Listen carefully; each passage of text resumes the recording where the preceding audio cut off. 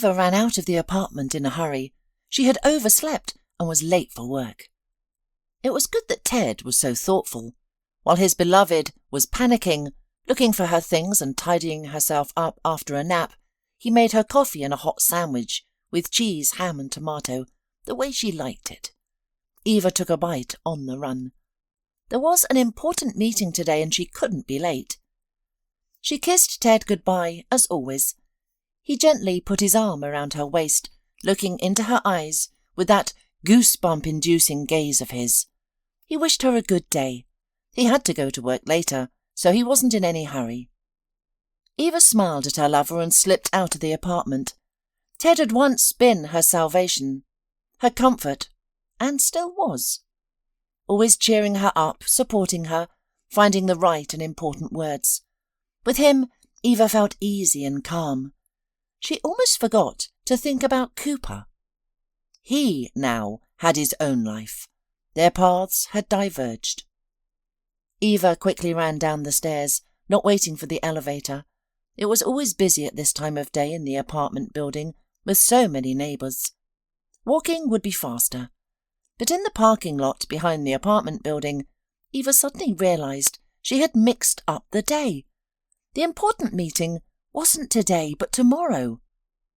She stopped, struck by this thought like a thunderbolt. That's right. It had been rescheduled. That's why she'd set her alarm for later. She hadn't overslept after all. Eva kicked a pebble in front of her, as if it were to blame. Glancing at her watch, the woman realised she still had plenty of time to return home. She could have a quiet coffee with Ted and talk about his treatment. Though Ted didn't like to discuss the subject, often trying to change the conversation topic, it was important to Eva to know what awaited them. He was her closest person, and everything that happened to him affected her directly. Fortunately, his condition seemed to be improving. Ted's treatment had required significant money. Some he found on his own, and Eva offered the rest from the bottom of her heart. She would have done even more to help him. Ted accepted gratefully, promising to repay everything once he recovered. He never detailed his diagnosis, only mentioning it was a genetic heart condition. The treatment was effective, but expensive. Thankfully, Eva stepped in to help. She had money, a decent amount in her bank account. Eva earned well as a lawyer in an oil company. Her father had secured her the position right after university. She couldn't have gotten such a coveted role without experience and connections. But Eva had proven herself, working hard and learning quickly, never shying away from any task. She'd earned her reputation as a conscientious specialist, what led her to subsequent promotion. Yes, Eva had everything she needed for a prosperous life. First, a loving family, her parents with whom she maintained warm, friendly relations. Eva knew they would never leave her in trouble, and this security gave her confidence and strength for further achievements. Second, after university, her father had given his only daughter an apartment in a prestigious area of the city. But at first, Eva hadn't rushed to move in, preferring to live with her parents for now. She disliked being alone. Initially, her father's gift of a beautiful, stylishly furnished apartment had delighted her. She'd even jumped for joy when he handed her the keys.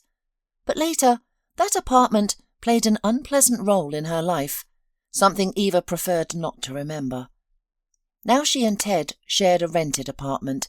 They split the payment and household expenses. Well, almost split them. Truth be told, Eva contributed more, but that's just how things worked out. She had a good job with stable income, while Ted worked in construction, his earnings fluctuating with the number and size of projects. Eva feared most repeating what happened with Cooper. She didn't want to lose Ted the same way. That's why she tried not to emphasize financial matters. Ted had a simpler attitude toward everything. Easygoing was probably the best way to describe his personality, and Eva loved that about him. Eva called the elevator and pressed the button, anticipating a quick meeting with her beloved. Ted would definitely be happy to see her. His eyes always lit up with a special fire when they met. The elevator stopped too quickly. The doors slid apart, revealing a bold number 5 painted on the wall. Eva was on the 5th floor, while her apartment was on the 8th. The woman decisively stepped out. She wouldn't continue by elevator. Walking would be better. The elevator in their building had been problematic lately, either getting stuck between floors or, like now, stopping on the wrong floor. Taking the stairs was safer and healthier. As Eva started climbing, she suddenly heard Ted's voice. He was talking to someone on the landing, presumably on the phone since there was no other voice. Eva decided to surprise her lover by sneaking up and jumping out onto the landing. Ted loved such pranks. But then Eva heard something that made her stop and listen. Ted said something that couldn't be ignored. Eva froze. She found herself hanging on every word her lover spoke. The meaning was difficult to grasp since she couldn't hear the other person, but that unknown participant seemed to be trying to dissuade Ted from some plan. Ted argued, resisted and proved his point, revealing new facts that made Eva's blood run cold. It felt like a dream, too surreal to be true. Yet there was no denying what was happening. There he was, standing on the landing, saying these terrible things. When the conversation ended, Ted slammed the door and disappeared into their apartment. Eva couldn't go home. Not now. She needed time to think, to figure out what to do next. Her legs gave way, and she sank onto a step, not caring about her light-coloured dress pants. She remembered meeting Ted at a local rock bar, where her friends had taken her to lift her spirits after Cooper. Cooper. Eva had thought their feelings were real, sincere, strong and deep. Everything pointed to it. Though they'd known each other since high school, their romance began in their 3rd year of university. Eva studied at a prestigious law faculty, while Cooper pursued engineering. He'd always excelled in mathematics and had a passion for physics. To Eva, these subjects were like hieroglyphics. Cooper had helped her countless times with tests and homework. She'd always thought him nice, if somewhat shy and modest.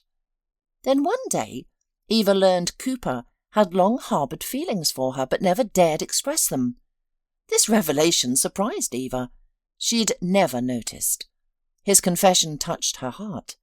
Warmth washed over Eva, making her dizzy as she smiled. She loved everything he said and the way he looked at her.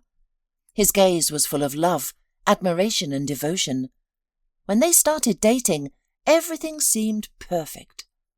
Eva discovered new sides to Cooper and fell deeper in love. He was reliable, caring, loving, sensitive and capable. Raised by a single mother, he'd shouldered adult responsibilities from an early age. This had shaped him into a mature, intelligent and kind man. Eva often witnessed his helpfulness.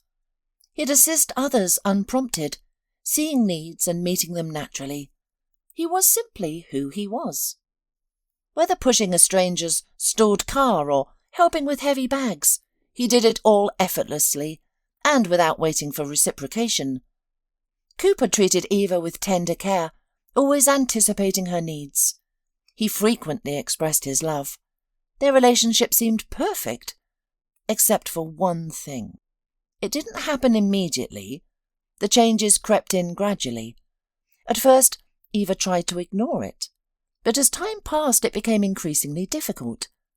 The root of it all lay in their vastly different financial situations. Eva came from a wealthy family. Right after graduation, she landed a job with an excellent salary and owned both an apartment and a beautiful car, all gifts from her parents. At her age, she couldn't have earned these things herself. Cooper's life was different. He grew up without a father, his mother working as a cleaner from dawn until night. She cleaned multiple buildings to support her children. As the oldest, with 3 younger sisters, Cooper became their caretaker during his teenage years. He started working at 13, taking whatever jobs he could find, washing cars, unloading trucks, anything to help his mother. During university, he secured an internship at a design bureau in his field. After graduating, he became a full-time employee, but wasn't satisfied with his salary. Entry-level positions rarely paid well, unless you had connections, like Eva did. Cooper couldn't provide Eva with the lifestyle she was accustomed to, and this weighed heavily on him. But Eva didn't care about clubs, restaurants, or expensive things. She understood what mattered most. Being with someone understanding and supportive, someone who made her feel peaceful and safe. That's what Cooper gave her. Eva wanted to show Cooper the world. He'd never travelled anywhere. Though she could easily afford trips for both of them, he declined every offer, even as a birthday present. "Eva, I'm already struggling with that income difference. Are you trying to crush me completely?" Cooper would ask bitterly, clearly uncomfortable. Eva tried to ease the tension, but her attempts only made things worse. Cooper's enjoyment of life was hampered by what Eva saw as an outdated belief, that a man must be the provider, no exceptions. Cooper worked hard, climbing the career ladder, but in his mind, his growing income was never enough. However, despite this one source of tension, they were happy together. They met almost every evening, taking walks, sharing their days and laughing together. Cooper gradually became Eva's whole world. She even stopped meeting her friends, as none of them understood her the way he did. Their connection felt incredible. Later, Eva would regret starting that particular conversation, knowing how sensitive such topics were. That evening in the park, Cooper was sharing news about a job offer, a lower position at another company, but with better pay and prospects. He was hesitant to leave his current project unfinished. Eva listened, supportive, assuring him she'd back any decision he made. But her mind was elsewhere, preparing to make an important proposal she had been considering for a while. She wanted to live with Cooper, to share their daily lives, to care for each other. They'd been dating for a long time, both adults, yet still living with their families, dating like teenagers, really. Eva felt it was time to make a more mature step. "Cooper, how do you feel about living together?" she finally asked. She knew such proposals typically came from men, but Cooper was focused on his career and business plans. His mind seemed occupied with those serious matters, rather than living arrangements. "I really want this," she added. Cooper stopped walking and gently took her face in his palms, a tender gesture she loved. "That's wonderful. I think about it too, how good it would be to live together. But now isn't the right time. I'm working on building a solid financial foundation for our future family, but I'm not ready yet. And it's difficult for me to say this, but, Cooper, I want to be with you all the time. We're still dating like schoolchildren, returning to our parents' house at night." "But we're adults. I want more. I can't rent an apartment right now." Cooper lowered his eyes. Again he felt ashamed that he couldn't provide a dignified existence for himself and his beloved. "You know, I'm saving every penny for my business now. I have an idea. If it works out, the profits will be more than decent, and everything will be fine." "I don't want to be happy in some mythical future." Eva pulled away from Cooper, anger rising within her. She had thought her lover would support her idea. "Why complicate everything by renting an apartment? I have one. Beautiful, large, spacious. Just imagine how happy we'll be there." "Your apartment, your car, your money," Cooper said, his temper flaring. Eva realized she had hit his sore spot again, but the words couldn't be taken back. "You're constantly reminding me who I am, making me feel unworthy of you." "That's not true. I love you, you know that. I just don't understand why we can't live together in my apartment now. What's the big deal?" "I don't want to feel like a freeloader, living off a girl who's in love with me. Is that so challenging to understand?" "I'm sick of you." Eva was amazed at herself. Her frustration with Cooper's principles had been building up and finally erupted. "I don't care about your money. It doesn't matter at all." "It does matter." Cooper shook his head, his eyes filled with pain and sadness. "You know how hard it is for me to overcome this financial barrier between us." "There is no barrier," Eva shouted. "You've built these walls in your head, and you don't even realize they're meaningless." "It is important. A man has to be a provider, has to provide for his family." "No, those are outdated stereotypes." "No." Cooper shook his head. Eva was furious with him.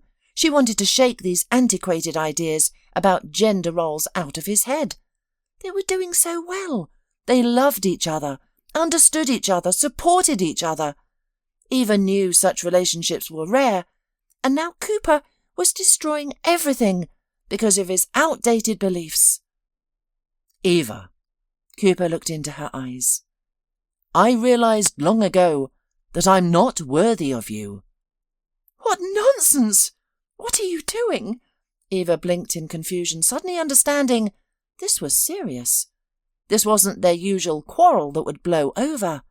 This was different. "I don't want to spoil your life. You deserve more. I don't know how my attempts to achieve something will end, and you need to live now." "Cooper!" Eva exclaimed, grabbing his arm. "Are you leaving me?" "I'm just stepping aside," he said, lowering his eyes, "so you can find someone better." Eva was overwhelmed by emotion, her vision blurring. Cooper had said something unthinkable. He was leaving her. All she'd wanted was to live together, to feel like family. He must have lied about everything, she thought. Maybe he'd never truly loved me, and this financial difference was just an excuse to leave, because he was tired of me. Eva felt the blood drain from her face, and Cooper's expression turned to concern. "What's wrong? Are you ill?" "You lied about your feelings. Pretended," Eva managed to say, fighting back tears. "When I suggested living together, you got scared of commitment and decided to break things off." "You're wrong. Shut up! You're nothing but a cheater and a traitor. I never want to see or hear from you again." "I love you. That's why I'm stepping aside. Believe me, it's for your own good. I'm failing. I'm a loser." "Stop lying. You've been lying all along. You wanted an easy relationship, and as soon as it got serious, you decided to run." Eva could see her words were hurting Cooper. He tried to explain himself, but she wouldn't listen. She hurled accusations without recognizing herself. If she were Cooper, she would have left such a hysterical woman long ago. But he stayed, trying to calm her, as if he cared. Not that it mattered. He was still leaving her, for her own good. It ended with Cooper holding Eva tightly until she calmed down. Then he apologized and called her a cab. That was it. Over between them, just like that. Strange and unexpected, at least for Eva. Cooper, it seemed, had been contemplating this breakup for a while. Eva missed Cooper physically, his smell, his touch, his voice. It was fortunate she was on vacation. She simply couldn't work in such a state. She lay in her room all day, eating occasionally at her mother's insistence, not even turning on the TV or picking up a book. Everything had suddenly ceased to interest her. Cooper had said it would hurt them both, yet he remained absolutely certain of his decision. He sincerely believed Eva would be better off without him. It was all because of his attitudes, outdated, irrational, utterly stupid. Or perhaps he hadn't loved her that deeply. Who had she been to him? Before, Eva thought Cooper considered her his closest and dearest person. Now she wasn't sure at all. Most likely she had invented an ideal person, an ideal relationship, overwhelming him with her love and care. So he'd crafted an excuse to leave. I'm complex. I'm not worthy of you. Eva's girlfriends came to visit, the very ones she'd neglected for Cooper's sake. They proved to be truly close friends, supporting, encouraging, and trying to distract her. Good riddance, Angela assured her. He truly isn't worthy of you. He knows he's a loser compared to you. You'll find 1,000,000 better men than Cooper, Alex chimed in. Eva remained silent, not arguing. She knew there wouldn't be 1,000,000 Coopers. There was only one. Eventually her friends managed to drag her to a bar, despite her initial protests. By then, she had somewhat recovered from the shock of the breakup. She had to come to terms with the fact that she and Cooper had no future. It was difficult, but time heals, and her girlfriends tried their best, something Eva deeply appreciated. Through mutual acquaintances, she learned that Cooper had thrown himself into work. He was at a new company building a business. He had become withdrawn, wasn't socializing, and hadn't started dating anyone new. Strangely, this pleased Eva. It would have been harder if he'd left her for someone else. That evening, at the bar, was lively and crowded. The friends first listened to the local rock band in the main hall, before moving to the karaoke room. The atmosphere felt like a house party. People lounged on soft armchairs and comfortable puffs, enjoying themselves, chatting and singing along with those at the microphone. Strangers chatted like old friends.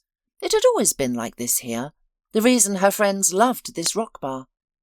Eva nestled in the corner of the room, scanning the crowd for familiar faces. Her friends had stepped out to the smoking room for a while. Eva stayed behind. She only smoked when drinking, and tonight she was driving. She felt surprisingly good. The soul pain ache had subsided somewhat, and she even felt like dancing. She thought about suggesting her friends head to a club later. That's when Ted stepped up to the microphone, though Eva didn't know his name yet. He had bright eyes and a charming smile. His grey fitted t-shirt, faded jeans and sneakers suited him perfectly. Then Ted began to sing. It was a song about an unreachable beauty who had captured a rocker's heart. His voice was strong and pleasant, though his pitch was completely off. Despite his poor pitch, people loved his performance. They sang along and clapped. Ted kept catching Eva's eyes. She realized he was singing just for her, dedicating the most heartfelt lines to her alone. There was no mistaking it.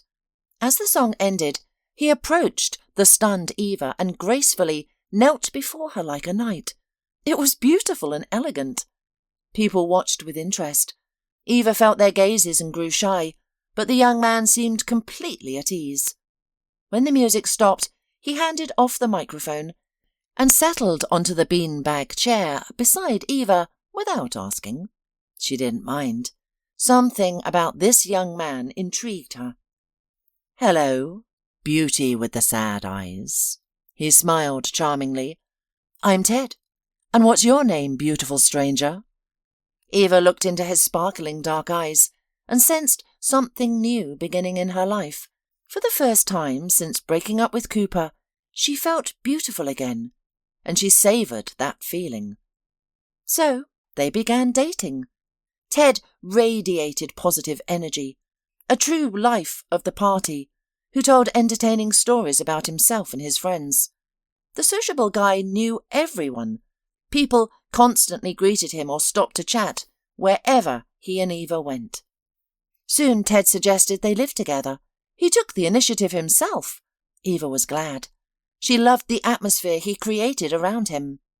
With him, she forgot all her problems, never dwelled on negative thoughts, and simply enjoyed life. Ted knew how to have fun, and his mood was contagious. Remembering Cooper's reaction, Eva didn't tell Ted that she had an apartment. They decided to rent a place instead. Since both were working, they could afford it. Ted had a simpler outlook on life. He wasn't bothered that Eva drove a beautiful car while he couldn't afford such transportation. In fact, he often asked to drive her car. He would put on an exaggerated air of importance that Eva found hilarious, blast the music, and speed down the highway with the gas pedal pressed to the floor. Eva felt completely happy. She had everything, including a cheerful, laid-back boyfriend who loved her. At least, that's what he frequently told her. Ted was quite different from Cooper. Though less reliable and nurturing, he had an easygoing personality and knew how to enjoy life. He was never dull, which Eva appreciated. Yet she probably wasn't in love with Ted the way she had been with Cooper. Ted became her lifeline, a salvation she clung to. Occasionally, Eva would hear about Cooper through mutual friends, and her heart would still ache at the mention of his name. She realized her feelings for him hadn't completely cooled. It was an odd, uncomfortable sensation, but Eva hoped it would fade with time. Ted lived in the moment, rarely thinking about or planning for the future. He was content with his unstable, modest-paying job. He loved bars, clubs, and parties, and drew Eva into that lifestyle. While she enjoyed having fun, she sometimes found it exhausting. Nevertheless, everything in Eva's life seemed perfect, almost cloudless, until Ted's illness struck suddenly.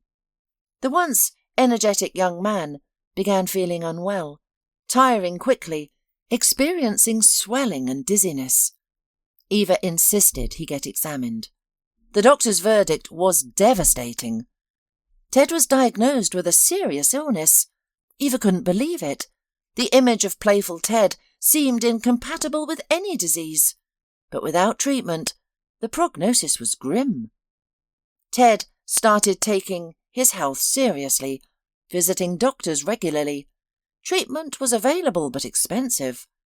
The free healthcare option meant a long wait, during which Ted's condition could worsen significantly. Eva offered him the money herself. Though initially reluctant, he eventually accepted with gratitude and promised to repay her.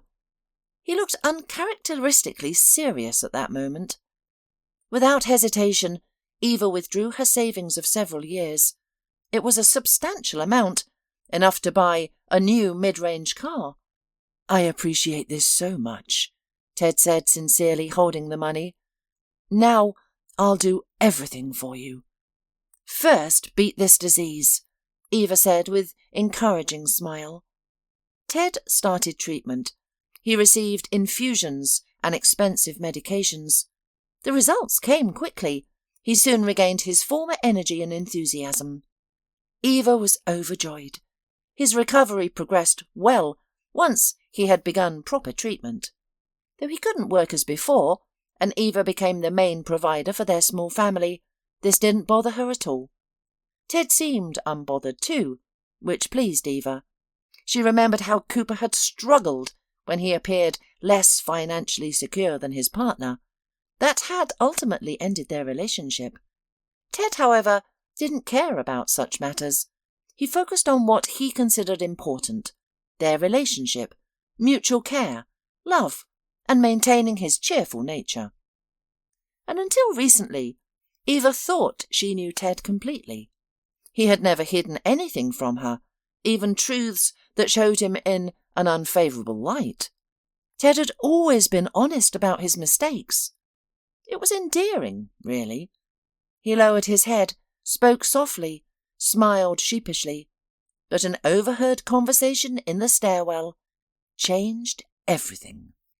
Eva realized she had lived for almost a year under the same roof with a stranger, a real monster, a skilled manipulator, and an Oscar-worthy actor.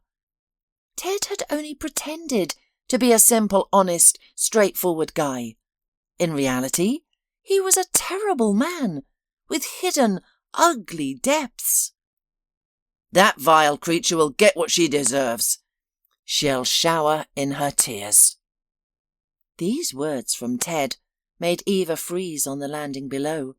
He had never spoken so aggressively before. His tone was entirely different, filled with anger, irritation, even hatred. Eva pressed against the wall, close enough to hear every word clearly. "She has no idea who she's dealing with." Ted continued speaking to someone on the phone. "I've thought it all through. 2 birds with 1 stone. Even 3. Of course I'm sure. I know exactly what I'm doing. I'll get revenge on that witch for humiliating me, plus make some money. She owes me for everything." Eva struggled to make sense of it all. Something sinister was clearly brewing. But what? Who was Ted planning to hurt? And how? Eva listened more intently, determined to understand. "What can she possibly do? I'm his father. That fool put me on the birth certificate herself, trying to trap me with her and her brat. Well, let her deal with it now." Ted laughed, harsh and cold. "What consequences? Please. I'll frighten her so badly she won't dare go to the police. I'll have her precious little brat in my hands. I'll take the kid away. The possibilities are endless, you know." Eva's breath caught. The meaning was clear. Ted was planning to kidnap a child, his own son, according to the birth certificate. A chill ran down Eva's spine. This was monstrous. She had to learn more to prevent this atrocity. "I've got money," Ted continued, his voice calmer now. "Eva gave me some for my supposed treatment. She's such a fool, believes everything I tell her. All I need is a car. Something unremarkable. I'm counting on your help. Don't try to talk me out of it. My mind's made up. I need the money, understand? I want to leave, go somewhere by the sea, settle down, start fresh, maybe open my own bar. Always dreamed of that. Hazel deserves what's coming. She has debts to pay. Time to settle up." Hazel. This name Eva had heard from Ted before by chance. That evening, Eva was taking the bus home, since her car was being repaired. It was late, the neighbourhood rough, darkness everywhere. Eva hurried toward home, alert to every strange sound. Her new sandals were rubbing her heel raw. Despite the excitement and desire to get to her cosy room as soon as possible, the girl sat down at the entrance of one of the neighbouring houses. With relief, she removed the painful sandals, letting the cool evening air soothe her blistered heel. Suddenly, she heard Ted's voice and felt a surge of joy. How wonderful that he'd finished work, that they'd met by chance. Now they could walk home together. She wouldn't feel scared any more. He might even carry her. Eva was almost certain he would. Ted had regained his strength, returned to his old self. She wouldn't even need to ask. One mention of her sore heel, and he'd offer to help. He always took such gentle care of her. Meanwhile, Ted was buzzing one of the intercoms in the building's entrance. Eva assumed he must have friends living there. She was about to call out when someone answered the intercom. A woman's voice trembling with fear or rage. "Get out before I call the police!" "You know what I want, Hazel," Ted snapped. "You know what to do to make me leave you alone." Eva felt jealousy flare in her heart, pure jealousy. The thought of her boyfriend speaking so intimately with another woman unsettled her. They seemed like former lovers, mid-quarrel. Eva concluded this must be an ex-girlfriend, and clearly their feelings hadn't fully cooled. "Go to hell!" The woman cut off the intercom. Ted cursed viciously and slammed his fist against the door. As he turned to leave, he spotted Eva on the bench. "Baby, what are you doing here?" he asked, his voice completely transformed. Before her sat the Ted she thought she knew, tender, kind, good. Eva mentioned her blister, and, as expected, he scooped her up and carried her home. Of course, Eva asked questions. She did not hide the fact that she had heard Ted talking to the owner of the rare name Hazel. "It's a girl I used to date," Ted explained reluctantly. "We broke up terribly. She is a dishonest person. Hazel owes me money, a large sum. She cheated me once. I wouldn't give a damn about the money to avoid dealing with her, But I'm in a situation, you see, with this disease. Treatment requires money. I can't work properly now, so I'm trying to get her to pay me back." "Don't go to her any more," Eva pleaded. "If you need money, I'll get it. But don't contact her, please." "You've helped me a lot already." Ted shook his head. "If it hadn't been for you, who knows what would have happened to me now." And now, in this conversation on the landing between floors, Ted mentioned Hazel again. As Eva listened to Ted, the situation became clearer. Ted and Hazel had a son together, and Ted was listed as the father on the boy's birth certificate. Hazel refused to let Ted see the child, though Ted himself showed little interest in the boy, caring only about money, and he had found a way to get what he wanted. Ted planned something terrible, to take the child away.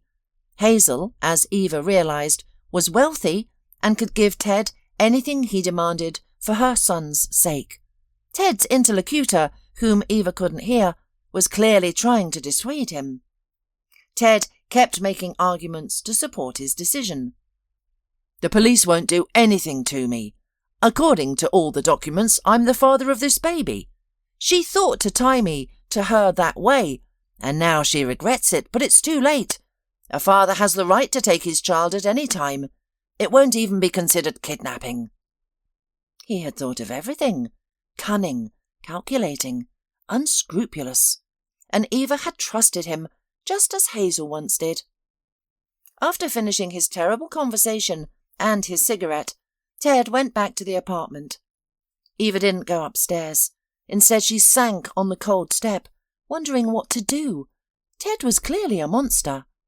He had planned a terrible crime, and Eva knew she had to prevent this tragedy. She needed to warn Hazel. Fortunately, Eva knew which building and entrance the woman lived in. She called her boss claiming illness and was given the day off. Perfect. Now, she had time to help Hazel. Hazel was likely unaware of the danger looming over her.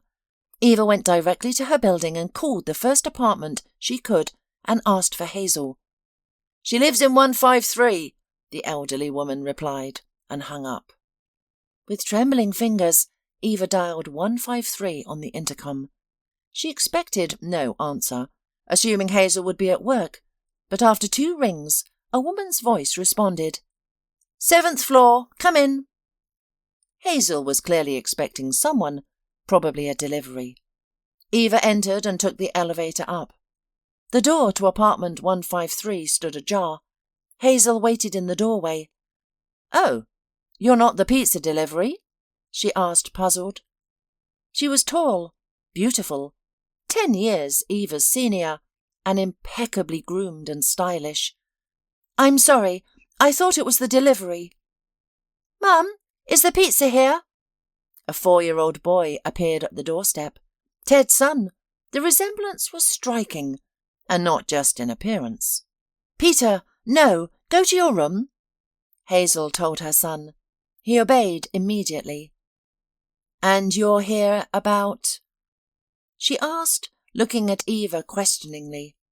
Eva took a deep breath. She hadn't planned how to begin this conversation. "It's a very long and difficult story," she said finally. "First, I must warn you, you and your child are in danger." Fear flashed across Hazel's face, but she quickly composed herself. "Ted," she said, and Eva nodded. Hazel led Eva to the kitchen. The apartment was stylish, clearly showing its owner's wealth. No wonder Ted hoped to profit from her.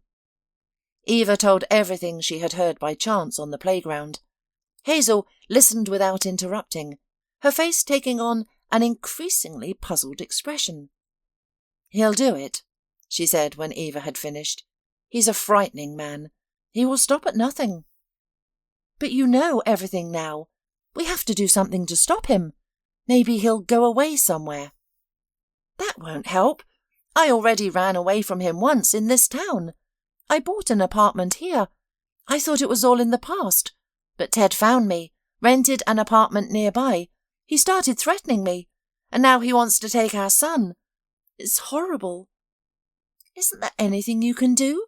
You need a lawyer." "I guess there is," Hazel said, a little calmer. "I don't know how to thank you for warning me.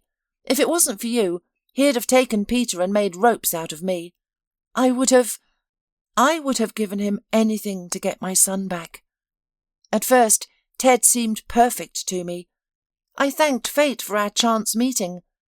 I was already a business owner when I met him. He was this handsome, modest guy who approached me at a club where my colleagues and I were celebrating another victory. He was charming, open and young. He complimented me, gave me admiring glances. I knew he was younger, and our status was very different, but I couldn't help myself. I fell under his charm completely. It hadn't happened to me in a long time. Usually I look at things soberly and evaluate everything practically, but suddenly I was floating. Ted has a talent for offering what people want. He notices weaknesses and desires immediately. He uses that to achieve his goals. A born manipulator. Eva nodded. She couldn't help but agree with Hazel. Many things about her own relationship with Ted now took on new meaning after this overheard conversation. He had manipulated Eva to offer him money, and she had been glad he took it. Hazel, successful and mature, had lost her head over the charming young man. They had a passionate romance that led to her pregnancy. She was happy about it. She wasn't getting any younger. Her friends all had babies, and her personal life had been lacking. Being a successful woman, men were usually intimidated by her, but not Ted. He didn't care about such things. Hazel loved showering him with gifts. She enjoyed seeing him smile, liked making him happy. But the news of her pregnancy didn't delight Ted. Hazel understood why. He was young, hadn't lived enough for himself, wasn't planning for a family. Soon after, Ted disappeared, though not completely. He stayed in the city, frequenting bars and cafes, picking up new girls, but he cut all ties with Hazel. I'm ashamed to remember it now, but I was under his spell. I was hurt, devastated. I tried to get him back, caught him, humiliated myself, even stalked him at clubs and bars. What a fool I was. There I stood, with my big belly in the early morning, watching Ted leaving a club with some other girl. Maybe it was the pregnancy hormones. That's just how I am. I'm used to getting what I want, and it was such a blow. I didn't realise who Ted really was then. Just a common gold digger, living off wealthy women, incapable of serious relationships or genuine feelings. When Peter was born, Hazel listed Ted as the father, hoping to make him take responsibility, something he actively avoided. 2 years passed, and Hazel found peace. She had almost forgotten about Ted, focusing entirely on her son, the charming little Peter. Life was good. She had a healthy child, prosperity, and a business that brought steady income.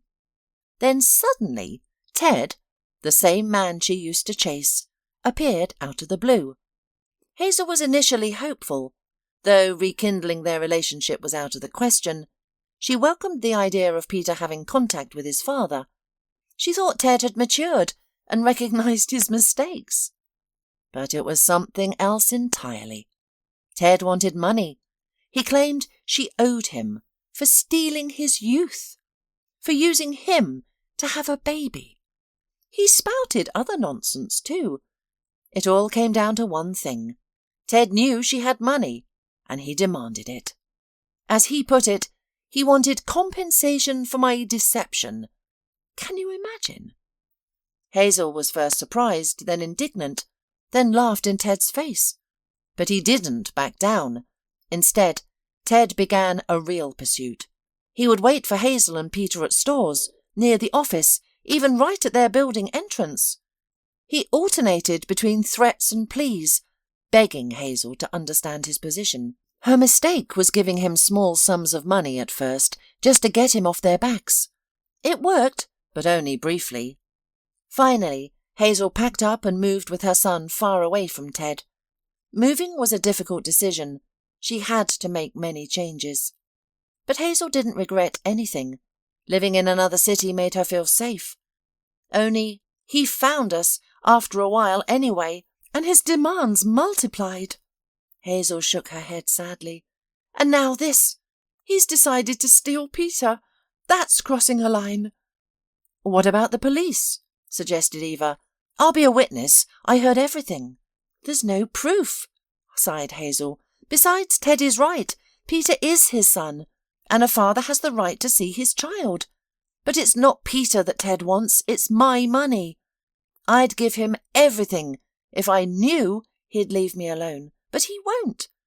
Not if I keep playing by the rules.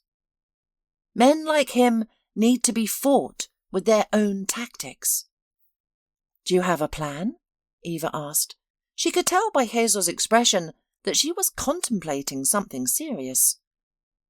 A plan B for emergencies. I didn't want to use it, but it seems we've reached that point. Eva walked along the embankment with Cooper. Yes, they were together again, holding hands and planning their wedding. It would be a beautiful celebration, a lavish feast, an engaging programme, and many guests. Hazel and little Peter would be there too. The boy would even carry the cushion with the wedding rings. During his time apart from Eva, Cooper had thrown himself into developing his business. Now he owned a profitable auto repair shop that provided steady, substantial income. He had done it all for Eva, the woman he loved more than life itself. Cooper would move mountains for her, and he'd achieved exactly what he'd set out to do. He no longer felt insecure about Eva being from a wealthy family. Now Cooper had become successful himself, a young promising entrepreneur who could easily afford restaurant dinners and seaside vacations. A few months ago, Cooper arrived at Eva's office and waited for her, watching the entrance. When he saw her leave the building, he rushed to her with a bouquet of flowers. Cooper spoke sincere and heartfelt words about their misunderstanding, looking at her in such a way that made her head spin. I was a fool, I know.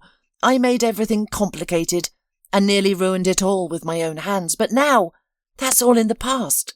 The separation has proven to me that my feelings for you are something incredible and unique. It won't happen again. Will you forgive me? Instead of answering, Eva hugged him tightly, pressing herself against him. It was him, Cooper, beloved, real, familiar. Only when she was next to him did Eva realize how much she had missed him. He stroked her back and promised that everything would be all right now. Eva believed him and melted with happiness. She told Cooper about Ted and Hazel. Though Cooper knew Eva had met someone during their separation, he had no idea of the danger she had faced. If only I had been there for you, this horrible story wouldn't have happened to you. Yes, but who knows what would have happened to Hazel and Peter then? Eva shook her head. Ted was far away now, and definitely would never set foot in this town again. Hazel had hired someone, though she didn't share specifics. She told Eva the general details of her plan. She would never have approached these people if not for the threat of losing her baby. Unable to risk Peter's safety, she had paid someone to have a serious talk with Ted. One early summer morning, Hazel and Peter came out of their building when Ted appeared from nowhere. He rushed at them, trying to snatch the child from her arms, convinced his plan was perfect. Ted didn't know they were being watched. He expected to take the child forcefully from a surprised Hazel and flee to a neighbouring town. He had already rented an apartment there with Eva's money, planning to wait for Hazel's ransom payment. He was certain the frightened mother would pay. But thanks to Eva's warning, Hazel was prepared. Two sturdy men who had been protecting the mother and child emerged from a nearby parked car. They grabbed Ted, subdued him, forced him into the car, and took him somewhere for a thorough discussion. After that, Ted left town. He packed his things and disappeared, never to be mentioned again. Hazel hinted to Eva that these men were professionals who knew how to be persuasive. "It's fortunate you overheard Ted's conversation and warned me," Hazel later told Eva. "If it hadn't been for you—" They were friends now, Hazel and Eva, discovering they had much in common. "Well, Ted does have good taste," Hazel joked, and Eva smiled, unable to disagree. It's true what people say. Sometimes misfortune leads to happiness. Through Ted, Eva had found both a friend and reclaimed her love. Strange as it seemed, she felt grateful to him for that.